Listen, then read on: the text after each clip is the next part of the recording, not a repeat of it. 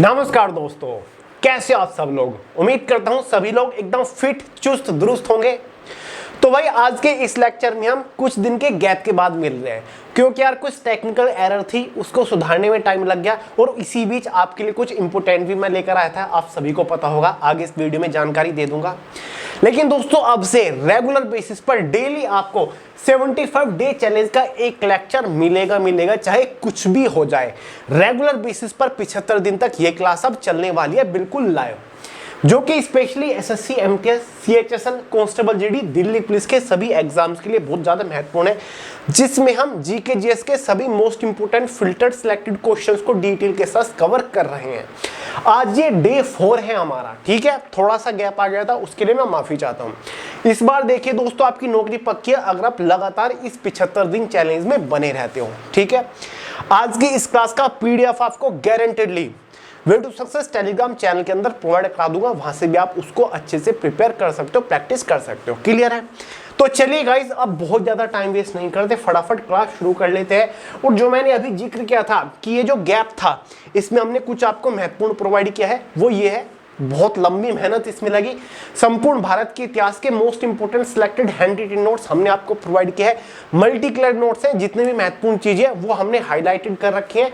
साथ ही थ्योरी के साथ साथ आपको topic wise fully sold objective questions भी प्रोवाइड करा रखे हैं। आप पीडीएफ फॉर्म में, ई बुक की फॉर्म में इन नोट्स को डाउनलोड कर सकते हो, लिंक इसी लेक्चर के नीचे डिस्क्रिप्शन बॉक्स में है। समझ गए?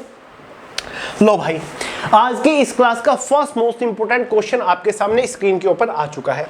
क्वेश्चन पढ़ते हैं मिलकर। अर्थशास्त्र खालिस्तान द्वारा लिखा गया है। अर्थशास्त्र किसके द्वारा लिखी गई है? ये एक रचना है, बहुत ही बड़ी ऐतिहासिक रचना है। ये किसके द्वारा लिखी गई है? चार नाम आपके सामने दे रखे हैं: चाणक्य, विष्णु शर्मा, चंद्रगुप्त, कालिदास। चंद्रगुप्त तो ऑप्शन में से हट जाएगा, ये तो खाली शासक था। इसकी बायोग्राफी लिखी गई है, इसने अपनी कोई भी बायोग्राफी या फिर कोई भी रचना नहीं लिखी, तो ये तो ऑप्शन में है नहीं। आपको बताना है इन तीनों में से अर्थशास्त्र की रचना किसने करी थी। तो भाई इस क्वेश्चन का सही आंसर हो जाएगा चाणक्य। चाणक्य का दूसरा नाम क्या था? कौटिल्य। चाणक्य कौन थे? एक तरीके से चंद्रगुप्त के मंत्री, हम ऐसा कह सकते हैं। चंद्रगुप्त को जो गद्दी पर बैठाया था वो चाणक्य ने ही बैठाया था, ठीक है।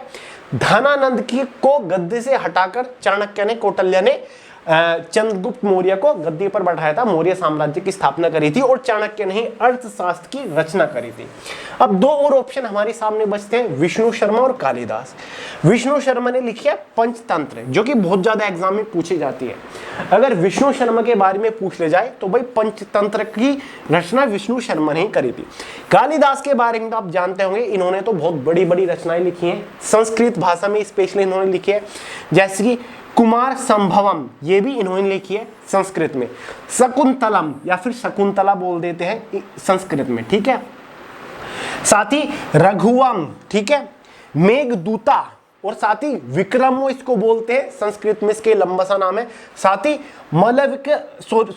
मलाविक अग्नि मित्रम, ये इन्होंने लिखी है कालिदास की रचना है। बाकी चंद्रगुप्त की तो कोई रचना है नहीं। तो भाई इस सवाल का सही आंसर क्या है? चाणक्य, ऑप्शन ए इसका सही आंसर है। बढ़ते हैं अगले सवाल के ऊपर। लो भाई, हॉर्नबिल उत्सव निम्नलिखित में से किस राज्य में मनाया जाता है? एक बहुत ही फेमस उत्सव है हॉर्नबिल। इन चारों में से किस राज्य के द्वारा मनाया जाता है? तो भाई इस क्वेश्चन का सही आंसर है नागालैंड। नागालैंड राज्य द्वारा हॉर्नबिल त्योहार हर साल मनाया जाता है। इसको 1 दिसंबर से लेकर 10 दिसंबर तक हर साल मनाया जाता है। इसका जो आयोजन कराती है नागालैंड सरकार ही कराती है। 10 दिन का ये त्योहार होता है। कितने दिन का? 10 दिन का त्योहार होता है। नागालैंड की जितनी भी जनजातियां होती है वे एकजुट होकर इस त्योहार को धूमधाम से मनाती है।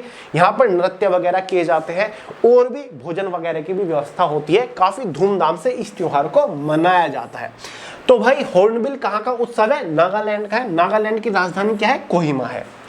देखिए नागालैंड के कुछ और त्योहार है, जैसे कि तुलनी, ये एक नागालैंड का प्रसिद्ध त्योहार है, ठीक है। अंगोमी एक त्योहार है जो कि अंगोमी जनजातियों द्वारा ही मनाया जाता है, ठीक है। साथ ही मुआत्सु, ये भी नागालैंड का एक त्योहार है। ऑप्शन में राजस्थान भी है।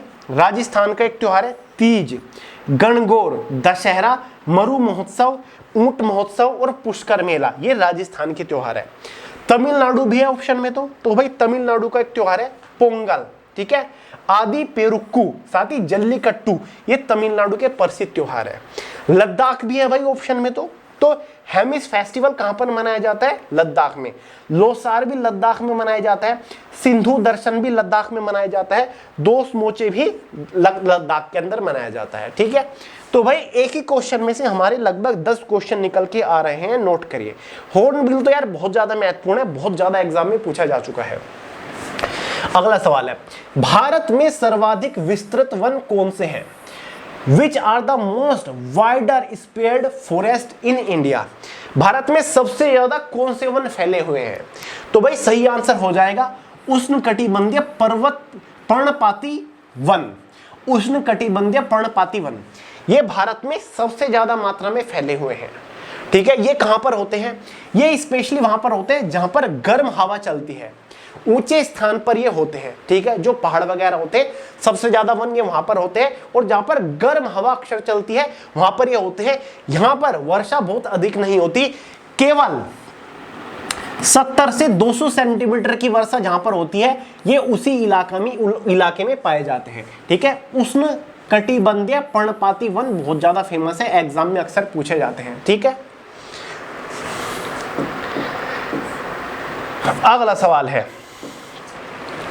कामकाजी आयु वर्ग में किस राष्ट्र की जनसंख्या को आमतौर पर खालिस्तान के बीच सामूहिकृत किया जाता है?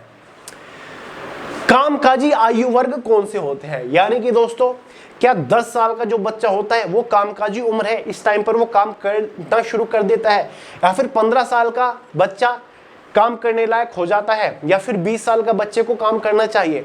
तो यही पूछा जा रहा है कि जो कामकाजी आयु होती है, देखिए एक आयु होती है जिसमें बच्चे होते हैं वो तो काम नहीं कर सकते। भारत में भी 14 साल से कम उम्र के बच्चों को अगर कारखानों में लगाया गया तो ये गैर कानूनी होता है, ठीक है। अब जो वृद्धावस्था में चले जाते हैं, 60 साल से ऊपर की आयु हो जाती है, ठीक है, 65 साल हो जाती है, तो भाई वे वृद्धावस्था में है, वो भी काम नहीं कर सकते। तो यहाँ पर कामकाजी आयु पूछी जा रही है, और ये एसएससी एमटीएस 2024 में क्वेश्चन था। तो भाई कामकाजी आयु वर्ग का जो समूह होता है वो 15 से 59 वर्ष का होता है, 15 से 59 वर्ष का होता है। यह आयु सीमा अंतरराष्ट्रीय श्रम संगठन ILO यानी कि इंटरनेशनल लेबर ऑर्गेनाइजेशन द्वारा भी इस्तेमाल की जाती है। क्लियर है? अब यहां पर अंतरराष्ट्रीय श्रम संगठन आया तो भाई इसका एग्जाम में कई बार पूछ लिया जाता है कि भाई इसका गठन कब हुआ था। इसका गठन जो हुआ था वो दोस्तों 11 अप्रैल 1919 को हुआ था। 11 अप्रैल 1919 को इंटरनेशनल लेबर संगठन मतलब लेबर ऑर्गेनाइजेशन अंतरराष्ट्रीय श्रम संगठन का उद्घाटन हुआ था, एक तरीके से इसकी स्थापना हुई थी, ठीक है। ऑफिशियल लैंग्वेज क्या है या फिर इसका जो हेडक्वार्टर है वो कहां पर है? जिनेवा स्विट्जरलैंड है। जिनेवा स्विट्जरलैंड में इसका हेडक्वार्टर है। कहां पर? जिनेवा स्विट्जरलैंड में। अन्य देश में कुछ देशों में जैसे कि यूके यह आयु सीमा 18 से 65 वर्ष के बीच हो सकती है। क्लियर है? यह आयु सीमा 18 से 65 वर्ष के बीच में हो सकती है कामकाजी, लेकिन भारत में 15 से 59 वर्ष के बीच में है। क्लियर है?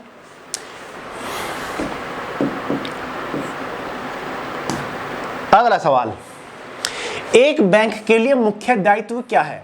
यानी कि जो बैंक होते हैं उसकी मोस्ट इंपोर्टेंट या फिर मुख्य रेस्पॉन्सिबिलिटी या फिर मुख्य लायबिलिटी क्या होती है? उसका मुख्य काम क्या होता है? क्या उसका मुख्य काम एसेट से होता है या फिर ऋण लोन देना होता है, फिर लोन लेना होता है, या फिर आर्थिक किराया इकोनॉमिक रेंट होता है, या फिर जमा मतलब डिपॉजिट होता है? बैंक का मुख्य लायबिलिटी क्या होती है? बैंक का मुख्य काम डिपॉजिट का ही तो होती है। आप अपने पैसे वहां पर डिपॉजिट करते हो बैंक का, तो यही मुख्य लायबिलिटी है। जब कभी बैंक की शुरुआत हुई थी ना तो उसका मुख्य काम यही था। ये चीज तो बाद में जोड़ी गई कि भाई बैंक यहाँ पर लोन भी दे रहा है, ठीक है, बैंक यहाँ पर आपके जो एसेट्स हैं चीजें गिरवी रखकर मॉर्गेज कर भी आपको लोन दे रहा है, लेकिन बैंक का जो मुख्य काम है ना, मुख्य दायित्व है वो डिपॉजिट करना है, आपका पैसा जमा करना होता है बैंक का मुख्य दायित्व। ये सारे के सवाल प्रीवियस ईयर एग्जाम्स में पूछे जा चुके हैं, इसीलिए मैं आपको कवर करा रहा हूं, इस बात का ध्यान रखिएगा। समझ गए? अगला सवाल, निम्नलिखित में से कौन सा बाजरा या मोटे अनाज का उदाहरण नहीं है? मोटा अनाज कौन सा होता है, एक माइंड में बैठा लीजिए। मोटा अनाज उसे बोला जाता है जिसमें ज्यादा पौष्टिक आहार हो, जो कि फुल्ली न्यूट्रियस हो, ठीक है, मतलब जो कि ज्यादा हाई प्रोटीन हो, ज्यादा फाइबर हो, उसको बोला जाता है मोटा अनाज। मोटा अनाज से मतलब ये नहीं कि भाई वो साइज में मोटा है। मोटा अनाज मतलब जिसमें ज्यादा पौष्टिक होती है, ज्यादा पौष्टिक तत्व होते हैं, उसको बोला जाता है मोटा अनाज। मोटे अनाज की खास बात है, ये साइज में बारीक होता है। मोटा अनाज साइज में बारीक होता है, ठीक है। तो निम्नलिखित में से कौन सा बाजरा फिर मोटे अनाज का उदाहरण नहीं है, पूछा गया। ज्वार, ये एक मोटे अनाज का उदाहरण है। इसमें ज्यादा पौष्टिक आहार आपको मिलेगी, ज्यादा प्रोटीन फाइबर मिलेगा। बाजरा भी मोटे अनाज का एक उदाहरण है। रागी, मिलेट जिसको बोलते हैं, ये भी मोटे अनाज का उदाहरण है।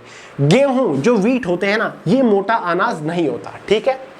ये नरम भी होता है और साइज में भी ये बड़ा होता है, और इसमें इतना ज्यादा पौष्टिक हाई फाइबर भी नहीं होता जितना आपका ज्वार, बाजरा, रागी में होता है, ठीक है। तो इस क्वेश्चन का सही आंसर है गेहूं, क्योंकि यहां पर पूछा गया मोटे अनाज या फिर बाजरे का उदाहरण कोई सा कौन नहीं है। अगला सवाल है, जीव विज्ञान में IVF शब्द का अर्थ क्या है, ठीक है। यानी कि दोस्तों बायोलॉजी में IVF मतलब I और VF का अर्थ क्या है। IVF की फुल फॉर्म होती है in vitro fertilisation. In vitro fertilisation IVF की फुल फॉर्म होती है। इसका काम क्या होता है, एक तरीके से टेस्ट ट्यूब बेबी इसको बोलते हैं। टेस्ट ट्यूब बेबी जो बनते हैं ना, होते हैं, वो IVF प्रोसेस के ही थ्रू होते हैं। कई बार देखिए दोस्तों, ऐसे कपल होते हैं जो कि बेबी के लिए ट्राई कर रहे होते हैं, लेकिन उन्हें सक्सेस नहीं मिल पाती। फिर वो डॉक्टर के पास जाते हैं, लैब में जाते हैं, IVF प्रोसेस के थ्रू उनका जो ड्रीम है, बेबी का उनका जो सपना, उसको पूरा किया जाता है। इसमें क्या होता है, कई बार क्या होता है, जो मेल होते हैं ना, उनका स्पर्म काउंट कम होता है, जिसकी वजह से वो मतलब उनको सक्सेस नहीं मिल पाती। तो ये क्या करते हैं, जो डॉक्टर्स हैं IVF प्रोसेस के थ्रू क्या करते हैं, मेल का जो स्पर्म होते हैं, सीमन होते हैं, वो लेते हैं। ये आपकी लैब है मान के चलिए। फीमेल का जो एग होता है, ठीक है, उसको लेते हैं, उसको लैब में टेस्ट ट्यूब के अंदर फर्टिलाइज करते हैं 1 हफ्ते तक, 2 हफ्ते तक। उसके बाद दोबारा इसको फीमेल के अंदर डालते हैं, जिसके बाद जो उनका बेबी का सपना है वो सक्सेसफुल हो जाता है। कई बार ऐसा करते हैं, अगर मेल का स्पर्म काउंट बहुत ही ज्यादा कम है तो यहां सेकेंडरी किसी और मेल का भी स्पर्म इसमें मिलाया जाता है, ठीक है, जिसके बाद इस प्रोसेस को सक्सेसफुल किया जाता है। समझ गए दोस्तों। कई बार अगर फीमेल के अंदर कोई इशू आ रहा है, ठीक है, उसके एग की क्वालिटी अच्छी नहीं है या फिर कुछ भी प्रॉब्लम आ रही है, एग वीक है, तो यहाँ पर किसी सेकंड फीमेल का भी एग का इस्तेमाल किया जा सकता है और फिर उसी फीमेल के अंदर उसको डाल के मतलब फर्टिलाइज किया जाता है। लैब के अंदर पहले उसको फर्टिलाइज किया जाता है। इसी को बोलते हैं in vitro fertilisation. IVF process इसी को बोलते हैं। अगला सवाल है, नेपाल भारत का पड़ोसी देश है, भारत के खालिस्तान पर स्थित है। भारत के कौन से हिस्से पर स्थित है, किस दिशा में स्थित है, ये पूछ रहा है। नेपाल तो भाई भारत का पड़ोसी देश है, यहां पड़ता है लगभग नेपाल। तो भाई नेपाल भारत के उत्तर में स्थित है। कहां पर, उत्तर में स्थित है। नेपाल से भारत के 5 स्टेट, कितने, 5 स्टेट अपनी सीमा साझा करते हैं। कौन कौन से, उत्तराखंड अपनी सीमा साझा करता है नेपाल से, उत्तर प्रदेश, बिहार, वेस्ट बंगाल और सिक्किम, ये 5 राज्य हैं जो कि नेपाल से अपनी सीमा साझा करते हैं। भारत नेपाल से टोटल 1751, कितना, 1751 किलोमीटर की सीमा साझा करता है सभी स्टेट की बॉर्डर लाइन को मिलाकर। और ये जानकारी दी है भारत की एम्बेसी ने, जो कि काठमांडू में है। समझ गए। तो भाई नेपाल भारत के उत्तर में स्थित है। ये सवाल SSC, CHSL, MTS, Delhi police के एग्जाम्स में पूछे जा चुके हैं। अगला सवाल, भारतीय संविधान का निम्नलिखित में से कौन सा अनुच्छेद नागरिकों के लिए समान नागरिक संहिता से संबंधित है। भारतीय संविधान का निम्नलिखित में से कौन सा अनुच्छेद नागरिकों के लिए समान नागरिकता संहिता से संबंधित है। तो भाई इस क्वेश्चन का सही आंसर है अनुच्छेद 44। अनुच्छेद 44 में क्या कहा गया है? अनुच्छेद 44 में कहा गया है कि सरकार को समानता और एकता सुनिश्चित करने के लिए भारत के सभी नागरिकों के लिए, चाहे उनका धर्म कुछ भी हो, एक समान व्यक्तिगत कानून जैसे विवाह, तलाक, उत्तराधिकार बनाने का प्रयास करना चाहिए। तो यही चीज रखी गई है अनुच्छेद 44 के अंदर। समझ गए दोस्तों? अनुच्छेद 44 राज्य के नीति निर्देशक सिद्धांतों के अंतर्गत आता है, जो भारतीय संविधान के भाग 4 में स्थित है। यह अनुच्छेद राज्य को निर्देश देता है कि वह पूरे देश में नागरिकों के लिए एक समान नागरिक संहिता सुनिश्चित करने का प्रयास करे। समझ गए डेफिनेशन? बिल्कुल बेसिक सी आसान सी परिभाषा मैंने आपके लिए लिखी है। अगला सवाल है, मोस्ट इंपोर्टेंट है। पत्तियों में खालिस्तान नामक हरा रंग द्रव्य होता है जो पत्तियों को सूर्य के प्रकाश से ऊर्जा प्राप्त करने में मदद करता है। किसी भी पौधे की जो पत्ती होती है उनका हरा रंग किस कारण की वजह से होता है, ये पूछा जा रहा है। जो कि पत्तियों को सूर्य के प्रकाश से ऊर्जा प्राप्त करने में मदद करता है। जो पौधे की पत्तियां होती हैं वो सूर्य के प्रकाश से ऊर्जा लेते हैं, एनर्जी लेते हैं, उसमें वो मदद करता है। तो क्या है उस चीज का नाम? ठीक है, क्या है उस चीज का नाम जिसकी वजह से किसी भी पौधे की पत्तियों का रंग हरा होता है? इस क्वेश्चन का सही आंसर हो जाएगा क्लोरोफिल। क्लोरोफिल, क्लोरोफिल की वजह से ही हरा रंग होता है पत्तियों का, और क्लोरोफिल की वजह से ही जो पौधे होते हैं वो अपना खाना तैयार करते, एक तरीके से भोजन तैयार करते हैं या फिर एनर्जी लेते हैं सूर्य की किरणों से। क्लोरोफिल इसका सबसे मोस्ट इंपोर्टेंट कंपोनेंट है। अब देखिए दोस्तों, एक होता है फोटोसिंथेसिस। फोटोसिंथेसिस एक प्रोसेस होता है जिसमें पौधे अपने लिए एनर्जी जनरेट करते हैं या फिर भोजन बनाते हैं सूर्य की किरणों की वजह से। उसको क्या बोलते हैं? फोटोसिंथेसिस। फोटोसिंथेसिस ये एक प्रोसेस होता है, फोटोसिंथेसिस। क्लोरोफिल की मदद से ये होता है। इसमें क्या होता है? फोटोसिंथेसिस में क्या होता है? पानी H2O की मदद से, साथ ही कार्बन डाइऑक्साइड की मदद से पौधे जो है वो अपने लिए भोजन तैयार करते हैं, एनर्जी तैयार करते हैं। देखिए CO2 कार्बन डाइऑक्साइड, ये रिएक्शन है फोटोसिंथेसिस की। CO2 और H2O पानी, ठीक है, ये दोनों चीज मिलकर C6H12O6 निकला और साथ ही 6O2 निकला। यानी कि जब फोटोसिंथेसिस प्रोसेस हो रहा होता है पौधों के अंदर, तो उसमें दोस्तों जो पौधे होते हैं वो कार्बन डाइऑक्साइड लेते हैं, CO2 लेते हैं, और फोटोसिंथेसिस में रिलीज क्या करते हैं? ऑक्सीजन रिलीज करते हैं। फोटोसिंथेसिस में कौन सी गैस रिलीज करते हैं? ऑक्सीजन रिलीज करते हैं, और भाई कार्बन डाइऑक्साइड वो लेते हैं। क्लियर है? फोटोसिंथेसिस प्रोसेस जब कंप्लीट होता है उसमें हमें क्या मिलता है? एक तो हमें शुगर मिलता है यानी कि ग्लूकोज C6H12O6, साथ ही ऑक्सीजन हमें मिलता है। याद रहेगा, फोटोसिंथेसिस एक प्रोसेस है जिसके थ्रू पेड़ पौधे अपने लिए भोजन तैयार करते हैं, मतलब एनर्जी बनाते हैं सूर्य की किरणों से। समझ गए? और सबसे महत्वपूर्ण कंपोनेंट क्या है? क्लोरोफिल। क्लोरोफिल की वजह से ही फोटोसिंथेसिस प्रोसेस सक्सेसफुल हो पाता है पौधों में। ठीक है, समझ गए? अगला सवाल, गजनी के सुल्तान महमूद ने किस प्रसिद्ध भारतीय मंदिर पर छापा मारा या फिर आक्रमण किया? महमूद गजनी ने भारत पर कई बार आक्रमण किया, और भारत के गुजरात में एक बहुत ही पॉपुलर मंदिर है सोमनाथ मंदिर, उसके ऊपर महमूद गजनी ने एक बार नहीं बल्कि 17 बार आक्रमण किए, जिसमें मंदिर वगैरह लूटे गए, साथ ही बहुत सारा सोना धन लूटा गया, साथ ही भगवान की मूर्तियां भी तोड़ी गई और भगवान की मूर्तियों को भी लूटा गया। 17 बार आक्रमण किया। कहां पर किया? सोमनाथ मंदिर पर, गुजरात के अंदर है। सोमनाथ मंदिर पर बहुत बार आक्रमण हुए, जिसमें से एक बार 1026 में महमूद ऑफ गजनी ने करा, बहुत बार किया। 1299 में उलग खान ने किया, जो कि सेनापति था अलाउद्दीन खिलजी का। 1395 में मुजफ्फर शाह फर्स्ट ने, 1706 में औरंगजेब ने भी सोमनाथ मंदिर के ऊपर आक्रमण किया था। तो भाई कई बार इस मंदिर के ऊपर आक्रमण किया गया। अब आप पूछोगे कि भैया इस मंदिर का निर्माण कौन से राजा ने करवाया था? तो भाई इसका कोई भी प्रूफ नहीं मिलता, कोई भी इस सवाल का सही जवाब नहीं है कि इस मंदिर का निर्माण किसने करवाया। ठीक है, इतिहास के पन्नों में इसके बारे में कोई भी जानकारी नहीं मिलती, लेकिन हाँ ये एक बहुत ही प्रसिद्ध मंदिर है गुजरात के अंदर जिसके ऊपर बहुत बार आक्रमण हुए।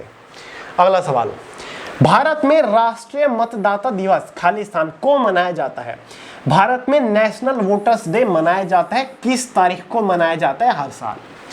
तो भाई हर साल भारत के अंदर नेशनल वोटर्स डे 25 जनवरी को मनाया जाता है। इस बार भी 2025 में 25 जनवरी को मनाया गया। इसका थीम था nothing like voting, I vote for sure. मैंने आपको कहा था ना कि करंट अफेयर, हिस्ट्री वगैरह सब कुछ कवर कर रहे हैं। करंट अफेयर का ही सवाल आगे एग्जाम में पूछा जा सकता है। इस बार 2025 में नेशनल वोटर्स डे का जो थीम था वो था nothing like voting, I vote for sure. हर साल 25 जनवरी को नेशनल वोटर्स डे मनाया जाता है। इसकी जो शुरुआत हुई थी वो एग्जैक्टली 25 जनवरी 2011 से हुई थी। पहली बार 2011 में इस दिवस को मनाया गया था, क्योंकि दोस्तों 25 जनवरी 1950 को, ठीक है, इलेक्शन कमीशन ऑफ इंडिया का गठन हुआ था। इसकी स्थापना के उपलक्ष्य में ही हर साल इस दिवस को मनाया जाता है। National voters day is celebrated annually in India on 25th of January to mark the foundation day of Election Commission of India. It established by the government of India in order to encourage more young voters to take part in the political process and first celebrate 25th of January 2020 मतलब 2011। इस दिवस को इसलिए मनाया जाता है ताकि जो यंग जनरेशन है उनको मोटिवेट किया जा सके, ठीक है, उनको अवेयर किया जा सके कि जो वोटिंग होती है उसमें आपको पार्टिसिपेट करना चाहिए, वोट डालना चाहिए। क्लियर है, समझ गए? नेशनल वोटर्स डे कब मनाया जाता है, थीम क्या था इसका इस बार? अगला सवाल, वर्ष 1965 में पद्मश्री प्राप्त करने वाली मृणालिनी साराभाई एक मान्यता प्राप्त खालिस्तान नर्तकी थी। देखे दोस्तों, मृणालिनी साराभाई एक नर्तकी थी, बहुत ही फेमस कोरियोग्राफर थी, क्लासिकल डांसर थी भारत की। इनको 1965 में पद्मश्री से भी सम्मानित किया जा चुका है। और एडिशनल चीज मैं आपको बता दी, 1992 में इनको पद्म भूषण से भी सम्मानित किया जा चुका है, 1992 में भी। साथ ही संगीत नाटक अकादमी से भी इनको सम्मानित किया जा चुका है। तो सवाल पूछा जा रहा है, मृणालिनी साराभाई किस नृत्य से संबंधित थी, कौन सा नृत्य ये करती थी? तो भाई 4 ऑप्शन आपके सामने, सही आंसर हो जाएगा भरतनाट्यम। भरतनाट्यम नृत्य से संबंधित थी, ठीक है, भरतनाट्यम ये डांस करती थी, जो कि तमिलनाडु का एक लोक नृत्य है। मृणालिनी साराभाई का जो जन्म हुआ था वो चेन्नई में ही हुआ था। कहां पर हुआ था? चेन्नई। इनकी जो मृत्यु हुई थी अहमदाबाद में हुई थी, गुजरात के अहमदाबाद में इनकी मृत्यु हुई थी। क्लियर है? इनसे रिलेटेड एक इंपॉर्टेंट फैक्ट है, इनके पति पता है कौन थे? इनके हस्बैंड जो थे वो विक्रम साराभाई थे। कौन? विक्रम साराभाई, जो कि इसरो के फाउंडर थे, Indian space research organisation ISRO के फाउंडर थे, बहुत बड़े फिजिसिस्ट थे विक्रम साराभाई। उनकी ये वाइफ थी। और विक्रम साराभाई को पद्म भूषण, साथ ही 1966 में पद्म भूषण, 1972 में पद्म भूषण से सम्मानित किया जा चुका है। तो भाई याद रखिएगा, father of Indian space programme किसको बोला जाता है? विक्रम अंबलाल साराभाई को बोला जाता है, जो कि पति थे मृणालिनी साराभाई के, जो कि भरतनाट्यम शैली के एक बहुत बड़ी नर्तकी थी। अगला सवाल है, भूतकोला एक आत्मा पूजा अनुष्ठान नृत्य किस राज्य का है? देखिए दोस्तों, भूतकोला एक अनुष्ठान नृत्य है, आत्मा पूजा अनुष्ठान है। ये किस राज्य का एक लोक नृत्य, प्रसिद्ध नृत्य है? देखिए, भूतकोला का मतलब है यहां पर आत्मा का खेल या फिर देवता का खेल। इस नृत्य में देवताओं को खुश किया जाता है, या फिर भूतकोला नृत्य देवता या फिर आत्माओं को समर्पित होता है। आत्माओं का या फिर भूतों का या फिर देवताओं का संदेश लोगों तक पहुंचाया जाता है इस नृत्य के थ्रू। यह एक अनुष्ठान नृत्य है जो भूतों या फिर देवताओं को समर्पित है। यह नृत्य तुलुवा लोगों द्वारा किया जाता है, एक जनजातीय तुलुवा कर्नाटक की, इनके द्वारा इस नृत्य को किया जाता है। और इसमें विस्तृत वेशभूषा, जटिल चेहरे की पेंटिंग शामिल होती है। भूतकोला में कलाकार भूतों या देवताओं का रूप धारण करते हैं और उनके संदेशों को लोगों तक पहुंचाते हैं। ठीक है, तो भूतकोला ये जो नृत्य है ना, भूतों से बात करने वाला नृत्य है, ये दोस्तों कर्नाटक राज्य के एक प्रसिद्ध नृत्य है। ठीक है, जो कि कर्नाटक की एक जनजाति है तुलुवा, इसके द्वारा इसको परफॉर्म किया जाता है। ऑप्शन में आंध्र प्रदेश भी है। आंध्र प्रदेश का प्रसिद्ध लोक नृत्य कुचिपुड़ी है। ऑप्शन में तमिलनाडु है, तमिलनाडु के लोक नृत्य भरतनाट्यम है। ऑप्शन में केरला है, केरला का लोक नृत्य मोहिनीअट्टम, थेयम, कथकली है। और कर्नाटक राज्य का एक लोक नृत्य तो भूतकोला हो गया, साथ ही एक लोक नृत्य यक्षगान है, जो कि एग्जाम में अक्सर पूछा जाता है। तो महत्वपूर्ण सवाल था, नोट करिए इंपोर्टेंट टर्म्स। अगला सवाल है, रुक्मणी देवी को इंडिया टुडे की भारत को आकार देने वाले 100 लोगों की सूची में शामिल किया गया था। उन्हें वर्ष 1956 में पद्म भूषण और 1967 में संगीत नाटक अकादमी फेलोशिप से सम्मानित किया गया था। वह निम्नलिखित में से किस नृत्य से जुड़ी थी? क्वेश्चन पूछा जा रहा है रुक्मणी देवी। देखिए दोस्तों, इंडिया टुडे हर साल एक लिस्ट जारी करता है 100 लोगों की। वो ऐसे लोग रहते हैं जो कि भारत को शेप देते हैं, आकार देते हैं, जिन्होंने अपनी लाइफ में कुछ हटके किया हो, जिनसे लोग इन्फ्लुएंस होते हैं, जिनसे लोग इंस्पायर होते हैं। तो रुक्मणी देवी को इंडिया टुडे की 100 लोगों की लिस्ट में भी जारी किया गया था, लिस्ट में इनको सूची में शामिल किया गया था। और रुक्मणी देवी इतनी प्रसिद्ध रही हैं, इनको 1956 में पद्म भूषण और 1967 में संगीत नाटक अकादमी से भी सम्मानित किया जा चुका है। तो ये किस नृत्य शैली से संबंधित थी? किस नृत्य शैली से संबंधित थी? तो वही इस क्वेश्चन का सही आंसर है भरतनाट्यम, जो कि तमिलनाडु का एक लोक नृत्य है। रुक्मणी देवी भरतनाट्यम, रुक्मणी देवी भरतनाट्यम से संबंधित थी। और रुक्मणी देवी भारत की पहली ऐसी महिला है जो कि राज्यसभा की मेंबर बनी थी। राज्यसभा की महिला मेंबर बनने वाली कौन थी? राज्यसभा की पहली महिला मेंबर कौन थी? रुक्मणी देवी ही थी। ठीक है, क्लासिकल डांसर थी, कोरियोग्राफर थी भरतनाट्यम की। ये मैंने लिख दिया। She was the first women in India history to be nominated as a member of Rajya Sabha. अगला सवाल, dream from my father Khalistan की आत्मकथा है। ड्रीम फ्रॉम माई फादर, ये किसकी आत्मकथा है? ये किसकी बायोग्राफी है? 4 ऑप्शन आपके पास है। सही आंसर है Barack Obama. Dream from my father Barack Obama की आत्मकथा है। Barack Hussein Obama second is an American politician who was the 44th president. Barack Obama America के 44वें राष्ट्रपति थे। क्लियर है? 2009 से 2017 तक डेमोक्रेटिक पार्टी के मेंबर थे और ये अमेरिका के पहले अफ्रीकन अमेरिकन प्रेसिडेंट थे। समझ गए? जन्म इनका 4 अगस्त 1961 में हुआ था। एज फिलहाल इनकी 63 साल है। क्लियर है? प्रेसिडेंशियल टाइम जो इनका था वो 20 जनवरी 2009 को राष्ट्रपति बने थे, 20 जनवरी 2017 तक राष्ट्रपति के पद पर आसीन थे। इनके टाइम पर जो बाइडन वाइस प्रेसिडेंट थे 2009 से 17 तक। इन्हीं के टाइम पर जो बाइडन जो कि अमेरिका के 46वें राष्ट्रपति रह चुके हैं। जो बाइडन वाइस प्रेसिडेंट थे, डेमोक्रेटिक पार्टी से दोनों संबंधित थे। समझ गए? अगला सवाल है दोस्तों, दक्कन का पठार भारत के एक त्रिकोणीय भूभाग है। दक्कन का पठार भारत में एक त्रिकोणीय भूभाग है जो खालिस्तान नदी के दक्षिण में स्थित है। देखिए दोस्तों, दक्कन का जो पठार है ये किस नदी के दक्षिण में स्थित है? पठार किसे बोलते हैं? पठार जो होती है ना, एक उठी हुई जगह होती है। ठीक है, उठी हुई एक जगह होती है। ठीक है, बहुत ही लंबा चौड़ा एरिया होता है, उसको बोलते हैं पठार। तो दक्कन का जो पठार है ये त्रिकोणीय भूभाग है। ये किस नदी के दक्षिण में स्थित है? ये दोस्तों नर्मदा नदी के दक्षिण में स्थित है। नर्मदा नदी मध्य प्रदेश के अंदर बहती है। और दक्कन का जो पठार है वो महाराष्ट्र, कर्नाटक, आंध्र प्रदेश, तेलंगाना, तमिलनाडु, मध्य प्रदेश और गुजरात के कुछ हिस्सों में फैला हुआ है। यह बेलास्टिक लावा की जमने से बनता है जो दक्कन ट्रैप के रूप में जाना जाता है।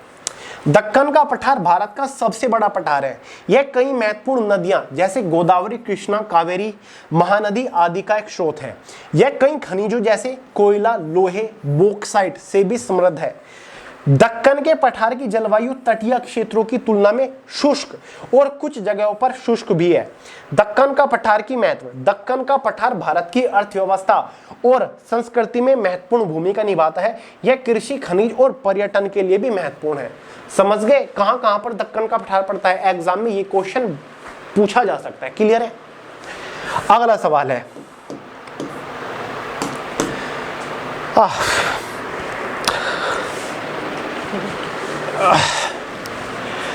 चलिए गाइस, इस वीडियो को यहीं पर ख़त्म करते हैं। थोड़ी तबीयत मुझे ठीक नहीं लग रही है।